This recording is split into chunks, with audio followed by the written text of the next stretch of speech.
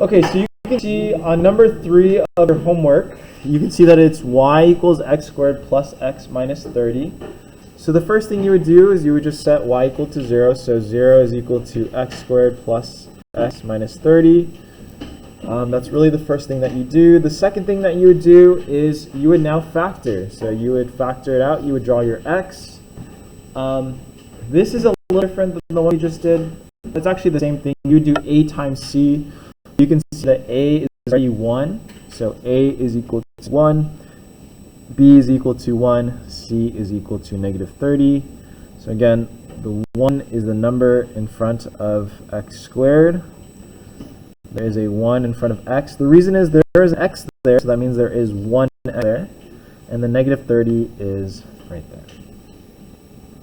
So the top portion is a times c, or 1 times negative 30, which is equal to negative 30.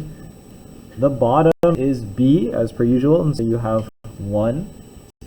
So you want to think about what two numbers when multiplied equals negative 30, but when added together equals 1.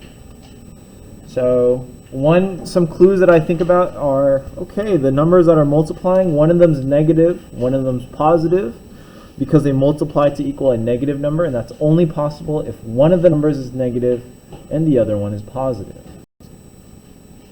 The second thing I think about is that when I add them together, it equals positive 1.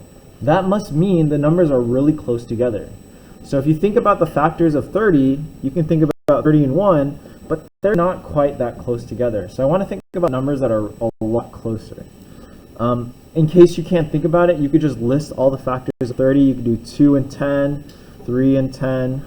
You could try 4. 4 doesn't work. 5 and 6. And when you see 5 and 6, you think, okay, are these numbers really close together?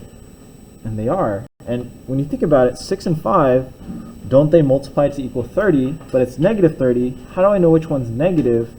Well, if I add them together and it's a positive number, I know the bigger one is positive, because when I add them together, I'm left with a positive number.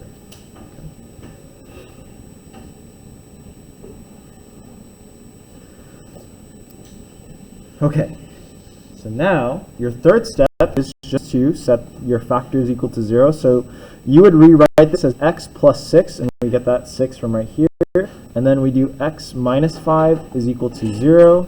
And so you can see we set these both equal to 0, and then we solve. So we do x plus 6 equals 0, or x minus 5 equals 0. We subtract 6 on both sides.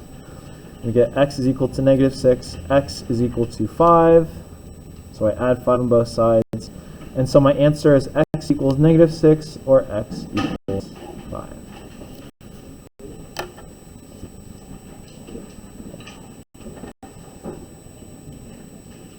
Okay, so again, if you don't know all of these steps, I would just go ahead and write down the notes, make sure that you understand this, and then